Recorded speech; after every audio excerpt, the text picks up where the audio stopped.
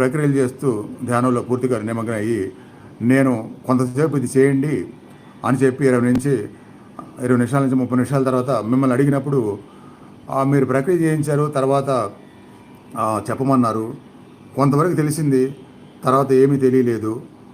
చెప్పడానికి గ్రహించడానికి అక్కడ మొత్తం జీరో అయిపోయింది.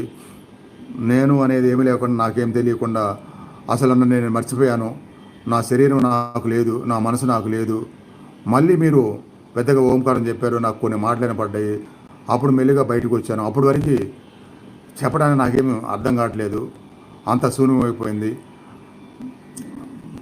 అసలు ఈ ప్రపంచంలో నేను ఉన్నాననే సంగతి నాకు తెలియలేదు. ఇలాంటివి కొన్ని జరుగుతాయి అన్నమాట. ఇవన్నీ చాలా తీవ్ర స్థాయిలో జరిగిపోతే అప్పుడు నిర్వికల్ప